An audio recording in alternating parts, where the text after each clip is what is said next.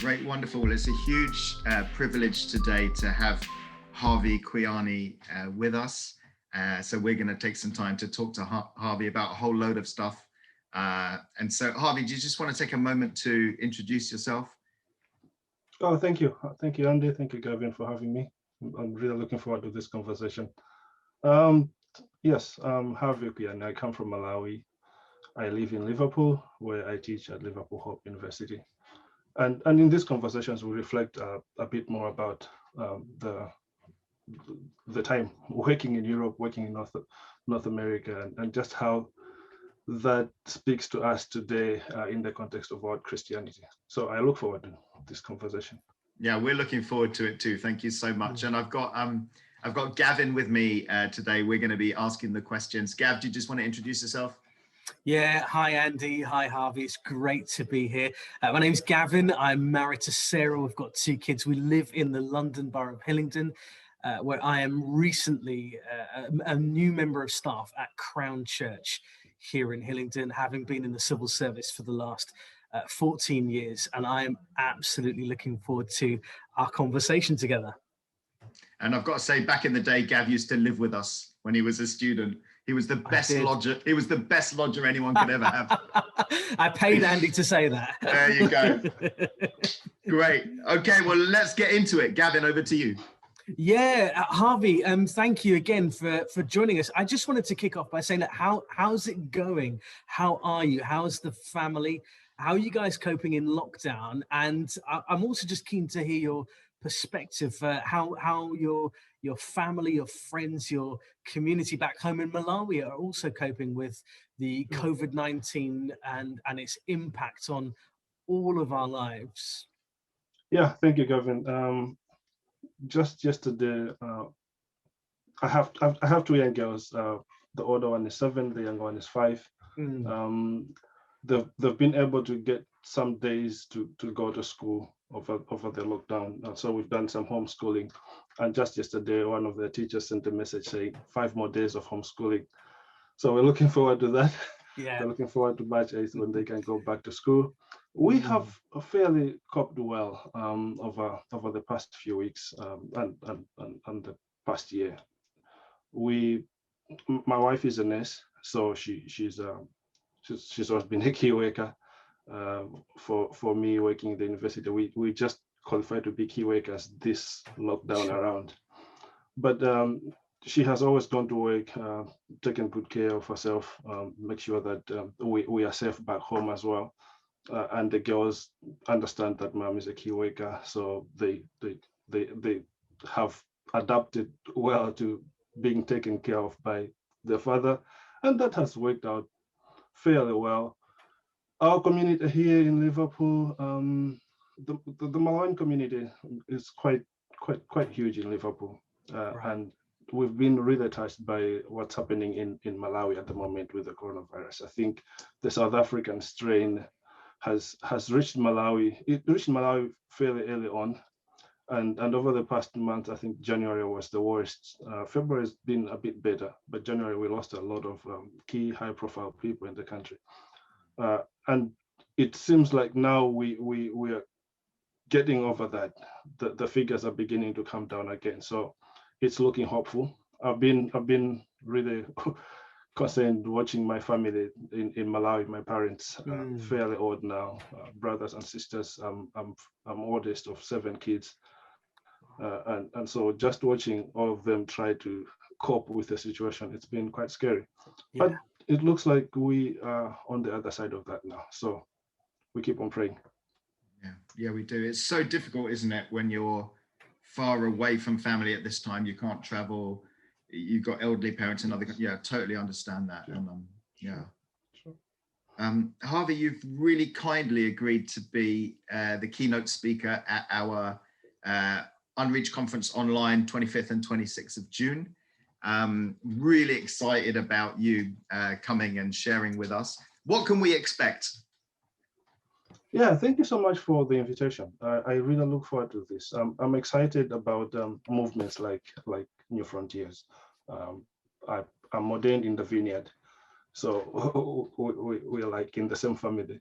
Yeah. And we in these movements and many others like us are just beginning to figure out what it means to be global movements. And that really plays into just the conversation, the wider conversation around what Christianity, that now Christianity is accessible in every country in the world. There are Christians, there are followers of Christ in every country in the world. And that means, of course, Christianity looks a lot different than it did 50 years ago. Our theological conversations look different from what they did 50 years ago.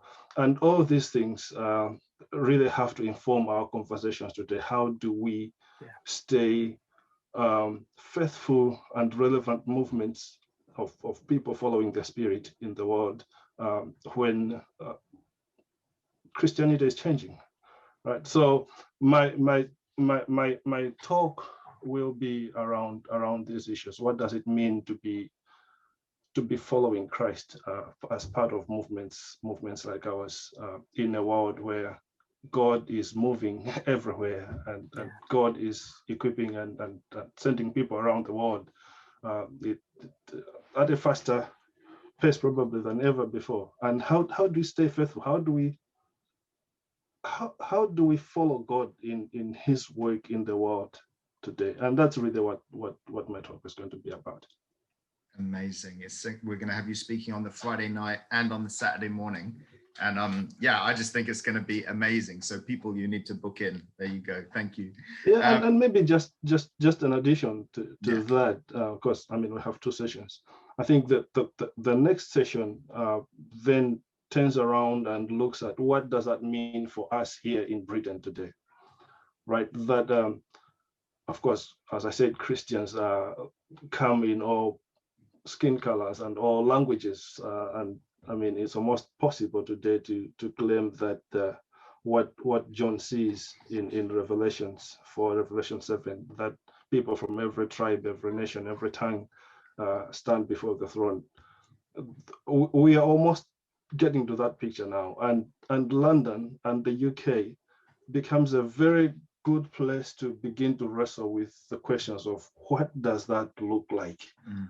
What does it mean for us? And Britain is far ahead of many countries in dealing with multicultural communities living together and multicultural Christians. So we also get to reflect on what does that multicultural nature of Christianity here in Britain mean for us? How do we respond to that as faithful followers of Christ? Amazing. And can we talk about Multicultural Kingdom? So yes. Wonderful book, came out last year. You must be really pleased with how it's being received. Why write the book? I mean, I want to ask a couple of questions from the book, but why write this book? What was on your heart? I left Malawi in 2000. Worked in Switzerland, Germany, Austria for a bit. And early on in those years, I realized that 2 things were happening, especially in Switzerland. That's the first place I landed. Christianity in Switzerland was disappearing. It was almost non-existent in St. Gallen, where I lived. But there were pockets of African churches in St. Gallen that were thriving. So it was this life, small African congregations in sort of a desert where nobody is paying attention to Christianity. And that got me thinking. It made me think about 2 things. One, what's happening in the rest of the world that's not happening in Europe? Why is Europe going in a totally different direction from everybody's? I was coming from Malawi at a time of a great revival in Malawi, where Christianity was exploding, churches were mushrooming everywhere, and find myself in Switzerland, where Christianity was almost non-existent. So I thought about that. But then I started also beginning to pay attention to the issues of why is it these African churches in Europe are not connecting with European Christians in the cities where they're located. And so I became aware of just the segregated nature of Christianity. And after 3 years in Central Europe, I came to the UK. I saw the same story happening again. African churches are growing in large numbers, while many British churches are struggling. I went to the US, and that was worse. Christians did not talk to one another across racial lines. White Christians hang out with other white Christians, Black Christians with other Black Christians, Latino Christians with other Latino Christians. It's so the question of segregation within the body of Christ became a big question for me. Now, while looking and exploring these issues, I also became aware that now Christianity is a worldwide religion, and that really, as we speak today, there are more Christians in Africa than there are in Europe. I tell my students here in Liverpool that white Christians are outnumbered. There are more Black Christians in the world than there are white Christians, and yet we still worship in segregated communities. Now, I do believe that when we come together from our different cultures, talk about God, how we understand God, how God is working in our different cultures, different understandings of different theologies, it helps us understand God better. That God has given a revelation of himself to people around the world that can only become full if we get all those images together and create a mosaic of who God is like. And really, that's what I try to do in Multicultural Kingdom, to make an argument that what Christianity is here, there are more Christians out there than there are in Europe. God is working. The Spirit of God is doing things in Africa, in Latin America, in Asia. But in all that doing, we understand that the body of Christ is only one body.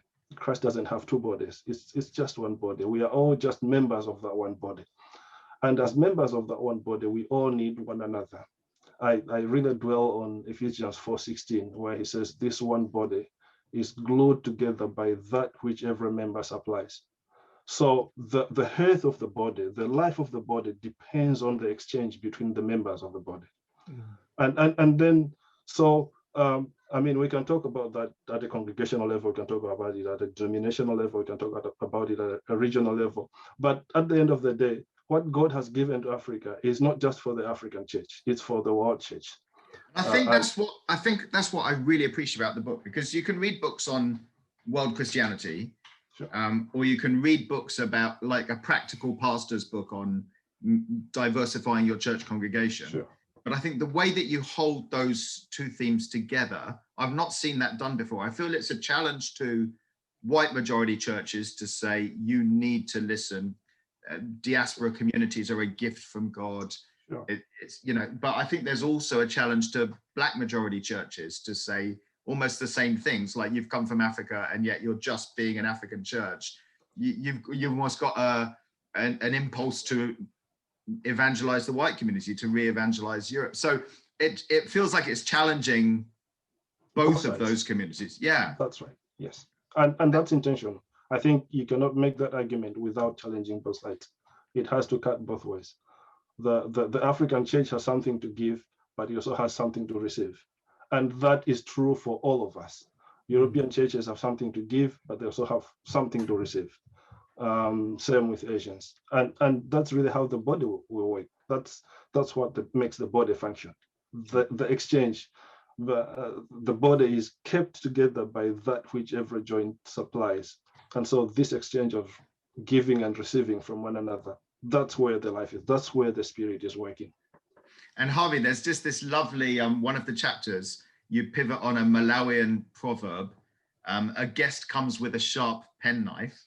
And so just the value of outside perspective, objective perspective coming in. Can you just, I love that. Can you open that up for us a little bit?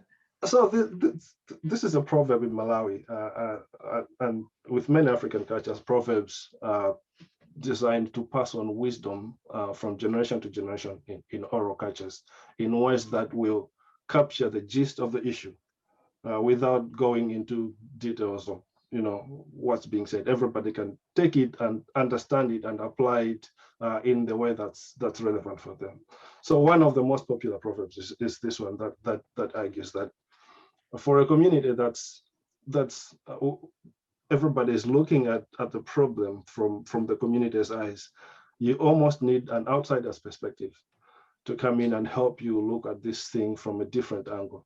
And so to teach our kids, to help our culture process this, we say that a stranger, a foreigner, comes with a sharp penknife. And penknives back in the day were like the multi-purpose tool that you go around with, right? Not necessarily to cause harm to people, but to disentangle that the gourd that's caught in the thicket, to help somebody fix their bike on the way. It's just a multi-purpose tool, and so we say that a foreigner, a stranger, comes with this multi-purpose tool that is able to solve our issues in ways that we cannot see because we are embedded in them, and I find that very helpful. I think that that's exactly what I'm arguing for in calling for Christians to be able to receive from one another, but also give one another. I come bearing a sharp knife that can help solve some of the issues going on here. But there are also so many people here that go to Malawi with their own sharpened knives that can help resolve some of the issues in Malawi. It's just this divine exchange that God has ordained that allows us to move forward as a people. Yeah, it's an incredible expression of cultural humility, that proverb, and it's an incredible kind of answer to nationalist narratives as well. Really beautiful. Thank you. I mean, you're right. We're seeing the return of nationalism in ways that we did not expect, where the wars are going up and people are quite really not open to strangers and migrants. But we do know even in sociological research that migrants bring a lot of good to societies, right? So they come with their own sharp knives that help societies move forward.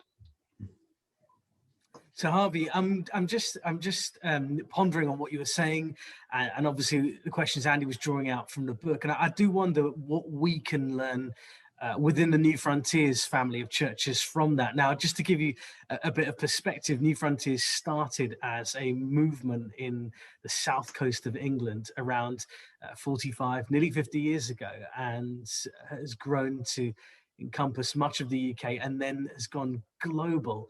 And I think it's fair to say in the last sort of 5 to 10 years, it's become a multi-centric movement. So we have groups of churches in parts of East Africa, in other countries like Mexico, in the US, and across Europe as well. So it is multi-centered. But how can we learn from some of the lessons that you were bringing forward in your book? The challenge for Western movements like New Frontiers, the Vineyard, and many others, is simply to get mostly Westerners to a position to a place where they can relate with the rest of the world as equals, really, as people who have something to give but also something to receive. Yeah. Right. And we this is 2021. We live with a history that goes back centuries. That's put the center of the world in the West here, where the West goes out and dominates the rest of the world. The West goes out and teaches the rest of the world. The West is doing all these things, and I really feel like we're at a place where God has raised up people around the world, right? That can also speak into this. It's world Christianity. These are world movements, and so as world movements, we need to come to God as equals, as people who God is working with around the world. God does not have favorites, right? And really, I actually I believe that God has done this intentionally. It's the and that's what makes Christianity Christianity. That no one culture has it all. No one people have it all. He has given the gifts to people, and we see this in Romans 12. He's given the gifts according to the measure of their grace, scattered them around the world, right? Nobody has all the gifts. The gifts really are supposed to draw us together, right? Because one has this, one has that, one has that, and together we can serve God and serve the world better. And so movements like ours, yes, God has given gifts around the world for the betterment of the movement, and really, how do we get to a place where we shift away from the West does all the teaching and the West does all the leading to really come to the table with the West expecting to receive from the rest, while of course the rest also expects to receive from the West. We engage in this together. We do it together. God has ordained it that way. So that's the main thing that I would say to. So I mean, with that in mind, what advice would you give to those from the UK who do want to go to the nations, or do feel in their hearts they're called to the nations, particularly in the light of some of the colonial, neo-colonial baggage that comes often with that kind of westernized approach to taking faith or helping other nations? What advice would you give? You're going out there not to solve all the problems. You are going to work with people there as they solve their own problems. And so forget the white savior mentality. That's the time for that is gone. 1, 2, you don't have all the answers. Probably you don't even know the questions that are being asked where you're going. Yeah. So go there, learn the questions. You don't necessarily have to answer all of them. All you bring is a small part of the answers, and be humble enough to learn from the people that are there. So you go listening. You don't go talking. I had a good friend, Professor John Beatty of Kenya, quite known African theologian. Towards the end of his life, we struck a very good relationship. He visited me here a few times, and I had him speak to my friends in Oxford, I think in 2016. And he said something that stuck with me. He said, a cow, and this is a proverb, right? He said, a cow is born with ears, horns grow later, right? And really, and what he's saying there is, you start with listening. After you have listened, then you can begin to offer your solutions. You don't go in with the horns, the strength of I'm the one who's going to solve all these issues. You go in with ears, listen, and after you've listened, then you can begin to figure out, okay, so how do we as a community begin to deal with this situation? So, yeah, you're not going in as a white savior, and you're not going in. And to include my fellow Black and Asian and Latin American Westerners, you're not going in as a Western savior. You're going in really just to take part in what's going on there and try and shift the conversations in the ways that you can. But you listen first. You stay humble. It's not about strength. It's not about colonialism. We've gone way beyond that era. Yeah, absolutely, Harvey. And I wonder if I can be cheeky, really cheeky, and sure, just flip it a bit. And you know, earlier on in our conversation before the interview, you talked about cross-cultural mission being from the nations to the nations. I'm part of a church that we have many African brothers and sisters from Malawi, from Zimbabwe, from Nigeria, Ghana, with a rich diversity of brothers and sisters from Africa, and they're perhaps used to doing Christianity, doing mission, doing evangelism in an African context, and they're now in Europe, and it's very different for them. And I know many of them would be watching this. And so what advice would you give to our African brothers and sisters who are, have come over, some of them recently, and are in the UK? The challenge for us as Africans working outside Africa is doing missions work outside Africa is that for most of us, the understanding of mission that we have is what happened in Africa 200 years ago. Right, so it's still very much colonial. It requires people to change their names, change their cultures in order to be Christians. That's what the Europeans did in Africa, and that's the understanding that we take when we travel. Now, that's difficult because, as I argue, mission and colonialism should not necessarily work together. I do hope that Europeans will understand this one day, that mission and colonialism cannot be justified, right? And so for us as Africans working in Europe, and an invitation to Europeans as well as part of this conversation, the question is, how do we begin to engage in mission that is truly divorced from colonialism? For the Africans, part of the challenge as well is they're coming from Africa where Christianity is growing, right? You don't really have to break a sweat to grow a church in most African cities. They find themselves in the UK. First, they realize that it's difficult to reach out to non-African people. It's difficult to reach out to white British folk. And second, they realize that even when they try, their Christianity comes with a certain culture that struggles to translate so that it can be open to everybody. And so, and the evangelism strategies and tools that work in Africa don't work in the UK. So again, for them, the invitation is sit down and learn. Yeah. Learn the culture, learn what works here.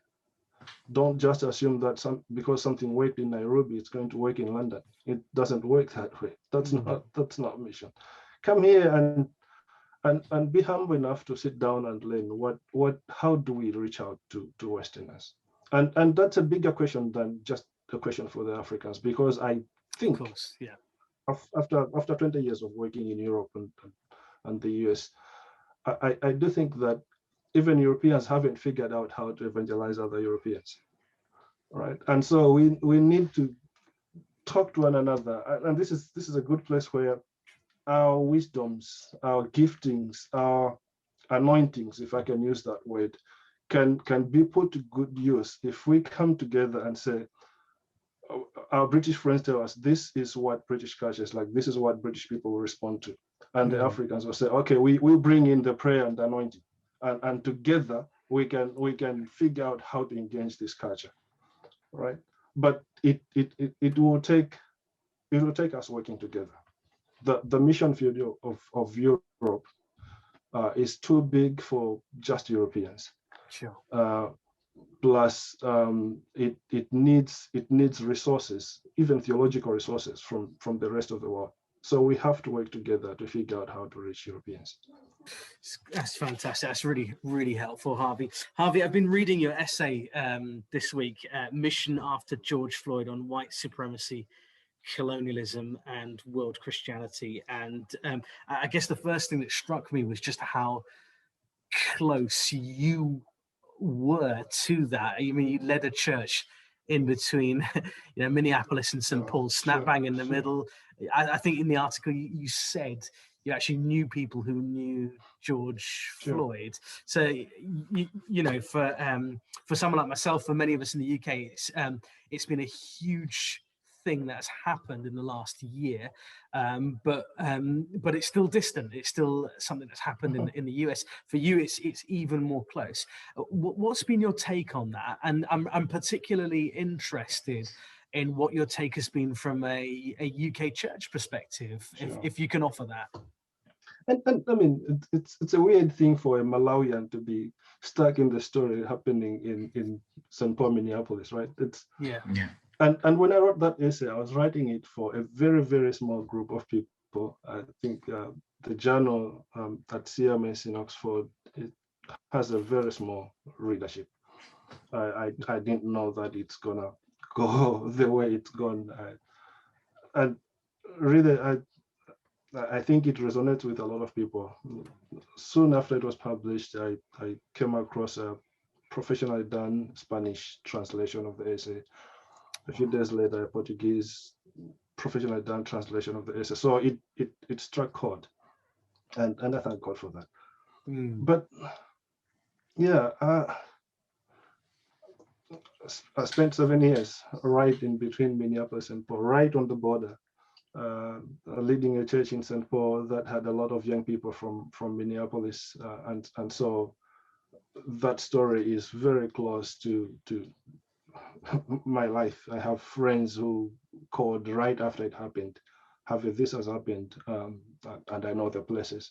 So this has happened here, and we think it's going to be big. How can you help us process this? So I've worked with them over the past few months. Now, the British Christian response to the issues going on in America is, I find it puzzling somewhat, because as British people, we tend to look at America and say we don't have their problems. Their type of racism doesn't exist here, and all these things. But as far as I've experienced both cultures, and I've lived in both countries quite extensively, it's not too different. We also have to wrestle with the issues of segregation here, especially in the church. In the US, we know for sure, research says that 92% of congregations are made up of people of one race. That, so white churches, black churches, Hispanic churches, that's it. They don't mix at all. Here in the UK, I can't really pinpoint the stats, but it's somewhere around 80%. So it's not too different. We still have to wrestle with that. And the challenge is, on the one hand, we deflect the conversation and say it's an American problem. Right? We don't really have the same problems here. But when I talk to African church leaders here in the UK, each one of them will agree that they have to wrestle with issues of race here in the UK, even today. And so maybe more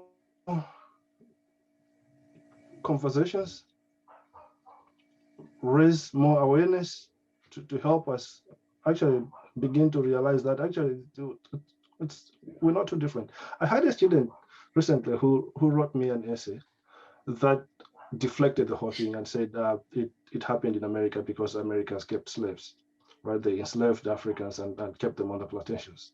But I said, yes, the Americans enslaved Africans and kept them on the plantations, but they bought them from the British, right? And so you cannot really just say it's an American problem.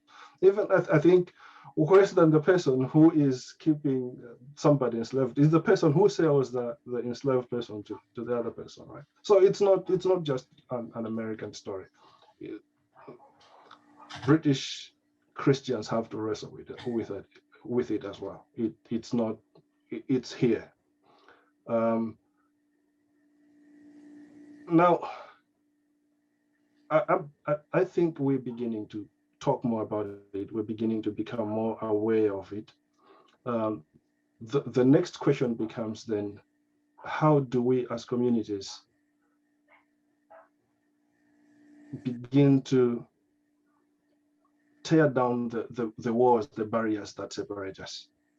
Right? Because we can have an abstract conversation about how bad racism is and everything of that sort.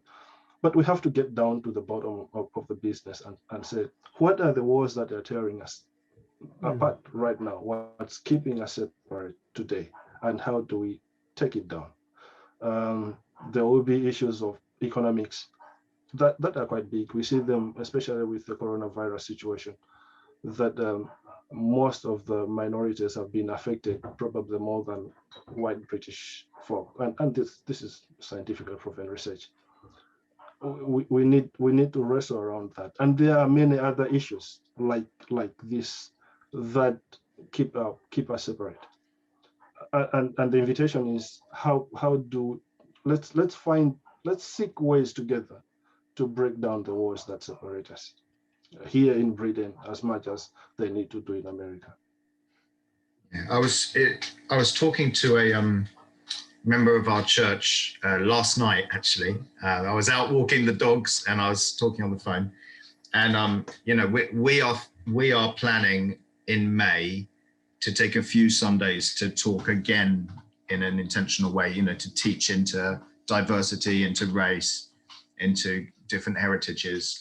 So we're seeing May as an opportunity at the 1 year kind of anniversary of George Floyd's death as a church to keep having the conversation. And actually this sister was saying to me last night, that's the problem, is that you're seeing the George Floyd moment almost as a kind of, we've struggled with this our whole lives. And just because it's come visible in the George Floyd moment, suddenly you're moving towards it and engaging. And I think as a white pastor in quite a multicultural church, it's a really, Harvey, you've used words like process, listen, engage, wrestle. So all of those words sound like an ongoing piece of work. And I think that's what I'm hearing. It's not about a fix, is it? It's about a conversation. I think the challenge for us is that this problem has been there for 600 years. It's generation after generation after generation after generation. At the root of this is the white supremacy ideologies that made Europeans colonize, dominate the Americas, and then parts of Asia before they came to Africa in the 1880s, much later. This has been going on for centuries. And I hope that what we are doing in these conversations today is to begin to undo the damage that's gone on for 600 years. It's going to take generations. It's not going to happen overnight. But we need to reverse this whole story that's gone on for 600 years that's put white people and Westerners at the center of history, and begin to realize that God is a God of all people, right? He's not, at the center of that ideology is the fact that God has chosen Europeans to Christianize and civilize the world. I mean, there are so many fault lines in that story. But God is God of all people, and God does not colonize. God does not need colonialism to spread God's kingdom. If colonialism was really important for God's kingdom, Christ wouldn't have been born in Palestine. He would have been born at the center of the empire in Rome and use imperial power to convert the world. But what does he do? Born in Bethlehem, grows up in Nazareth, far away from the centers of power, right? And of course, is killed by a colonizing power. And I mean, his whole ministry is stretched around an area of like 85 miles or so. He didn't even need a passport, right? And that's just to say, and he understood his mission. He knew that what he was doing with these 12 men was to start a movement that would produce followers of Christ in every nation in the world. But he chose not to colonize. He chose to use humility as the way forward, right? And so we need to get back to that place where God is God of all people, and God hasn't set up one group of people to dominate and civilize the world. We need to correct that story, that God can use an African, he can use an Asian, he can use a Latin American. This is God's word, and everything in it belongs to him. There's some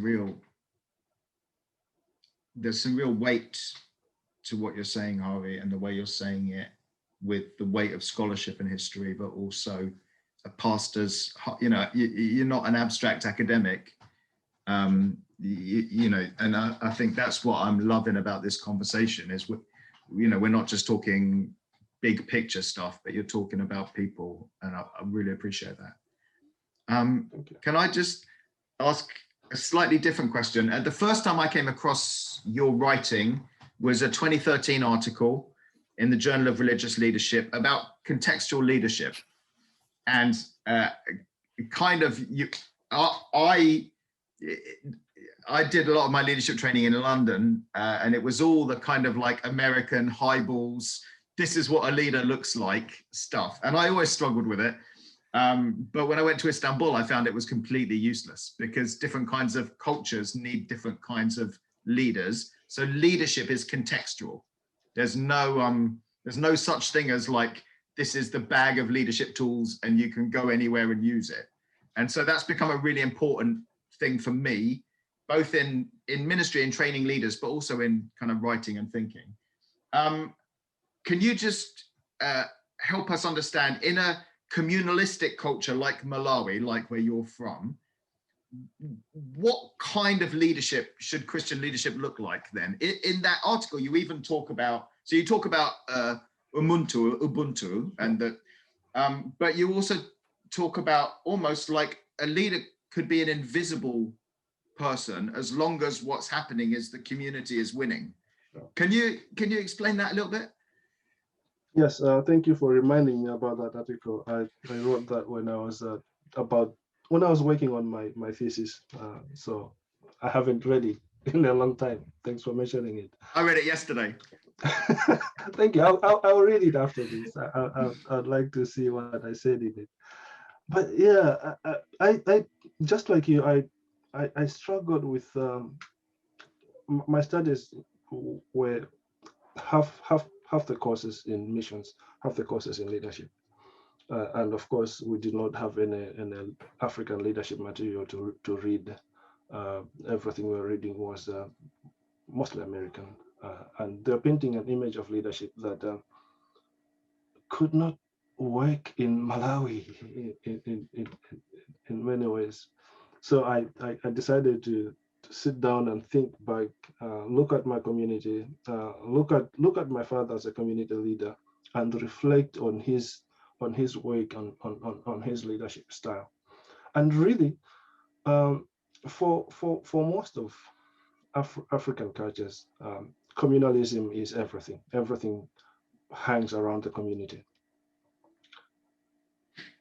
So what works in the community is what's done by the community, right? It's not just one person coming in and saying, this is what I think we should do. You have to consult. And back then this worked really well, before Western evangelicalism came in and reshaped the way we think about leadership. So what's happening in Africa in general at the moment is looking different from what well contextualized understanding of Christian leadership would look like. And one of the issues that I raise in that article is really to say, if Christian leadership was based in an Ubuntu perspective, what would it look like? And Ubuntu really says, I am because we are. I am because I belong. Without the community around me, I'm nothing, I'm nobody. So when that happens in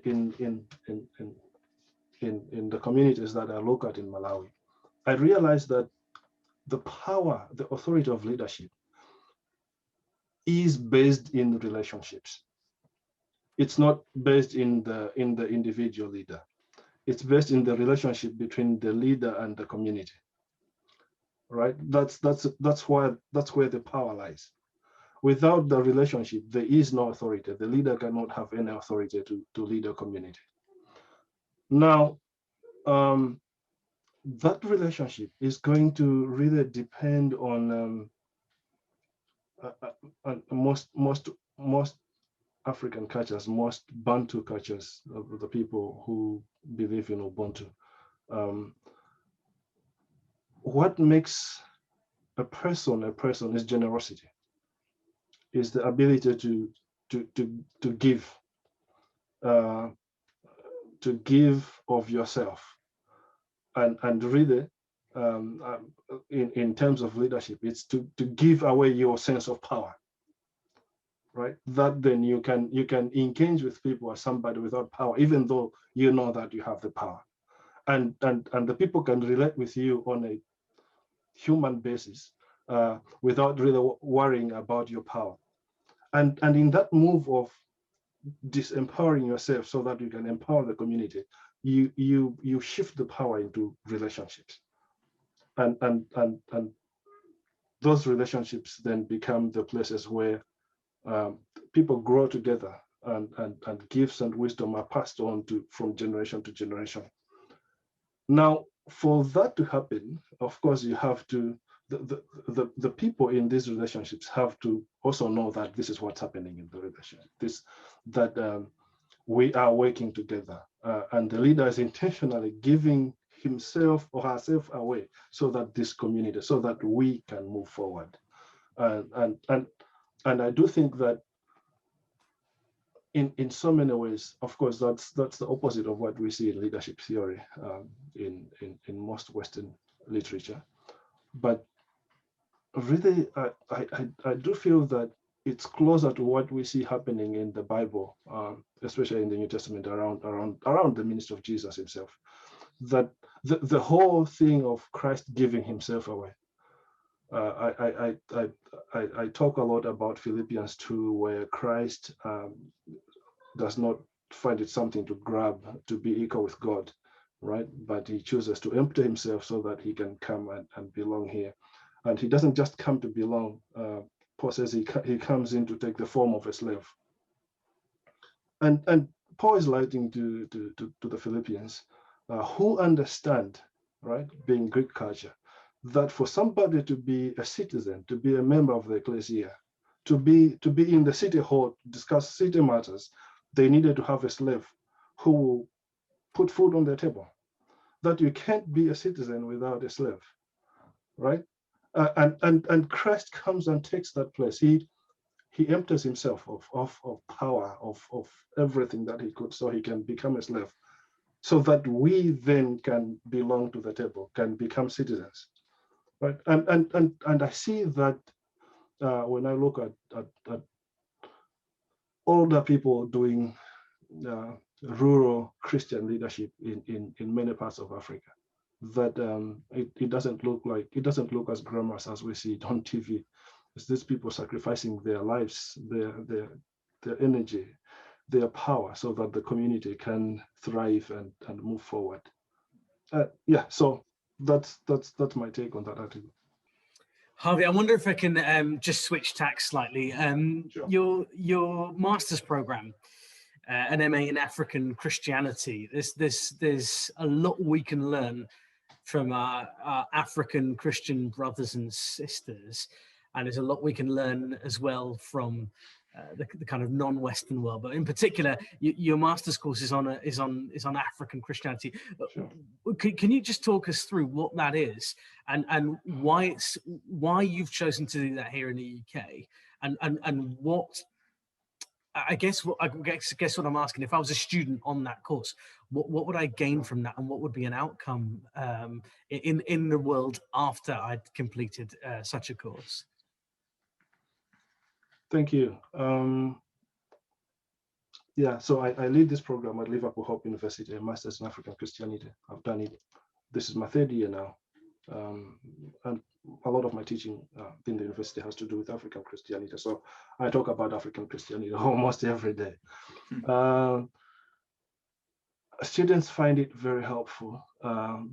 White British students will find it quite informing.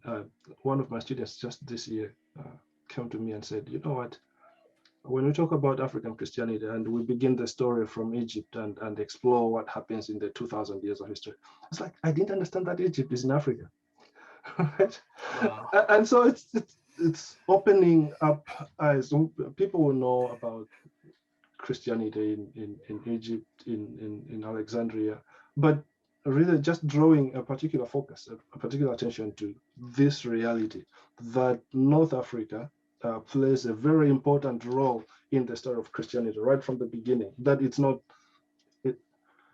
when we talk about Christianity, African Christianity, most of the times people are thinking about what's happening now. But that for the first 600 years of Christianity, the hub of theological thinking was in Africa, either in Alexandria or in Carthage.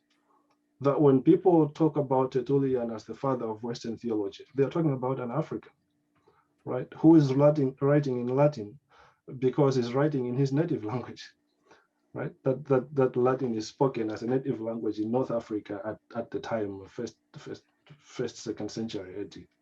That when people read Augustine, many people don't even realize that he's an African, right? But he is an African doing his ministry in Hippo, somewhere moving up and down between Hippo and Carthage, right? And the whole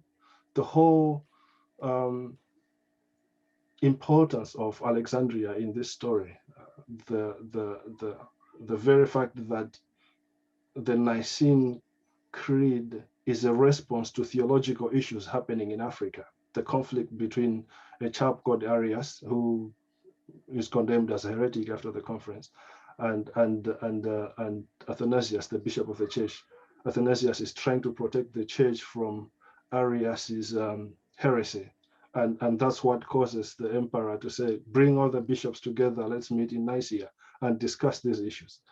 People will read this and not think of Africa, right? But these are African issues that really set us up to what we see today. We could talk about Nubian Christianity in Sudan, that was a brilliant Christian kingdom for 1,000 years, between 500 and 1500 AD, and then disappeared. Nobody would ever know about it until the 1960s when they are doing excavations to build a dam or something like that. We could talk about Ethiopian Christianity that has existed from 4th century AD to now, and it's still 50 million strong, going on. Very, very, very much Ethiopian in culture, in expression, but it's been there. We could talk about the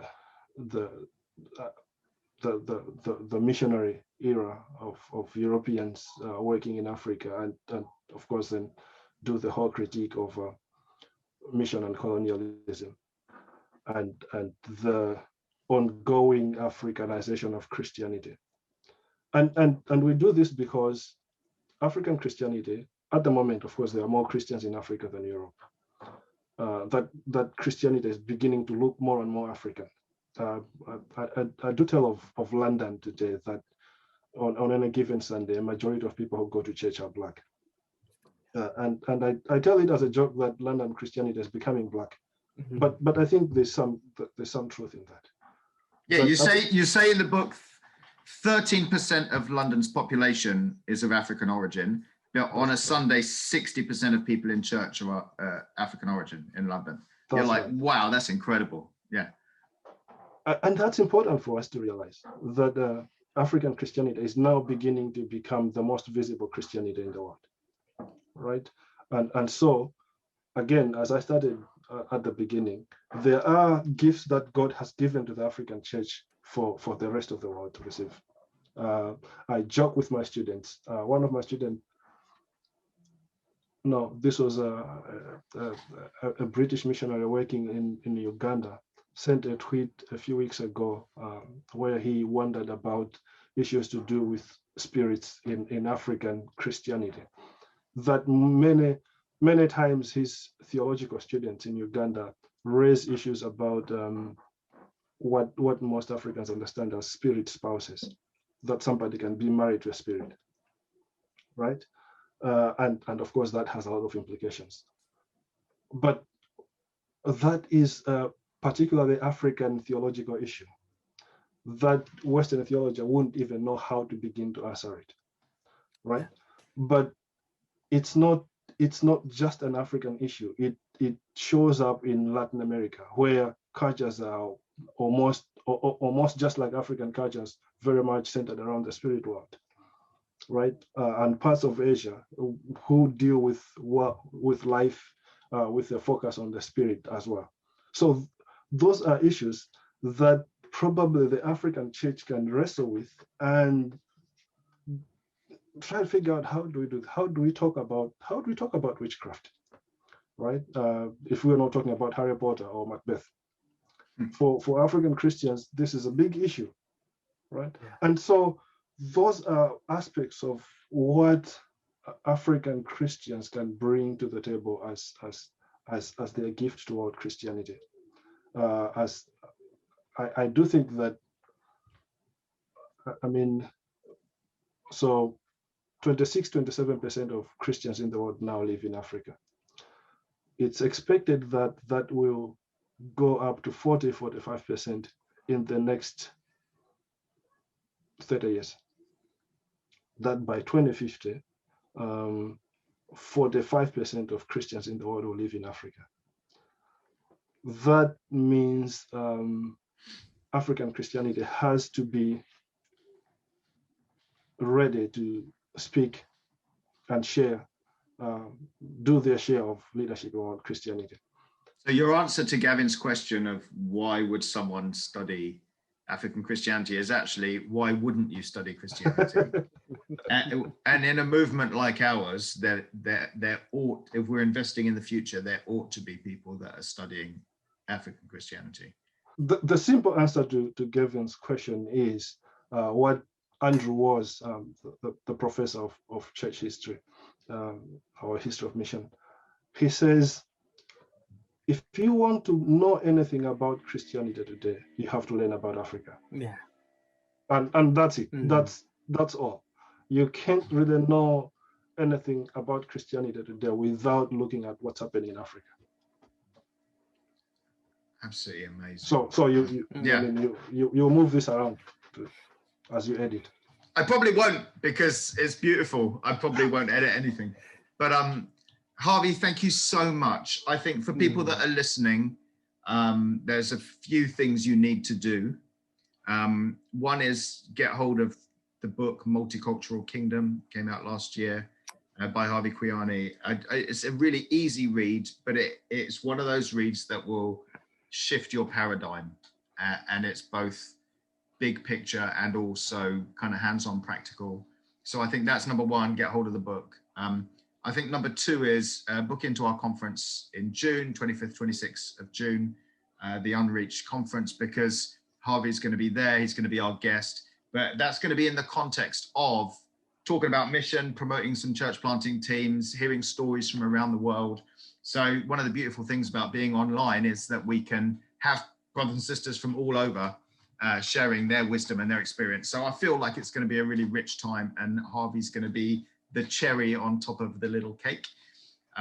So I think there's that. And then I think thirdly, if you want to explore this further, then do check out this master's course, Liverpool Hope University on African Christianity, because I think it would be an incredible way to explore. Like Harvey says, if you want to understand Christianity, then you need to think about Africa. So Harvey, thank you so much. This has been such a rich conversation in so many ways, And I can imagine some of our listeners going back and kind of listening over and over again, pen in hand, capturing stuff. You're a real gift, and we've really appreciated this connection today. So thank you. Thanks, Thank you so much. It's been good.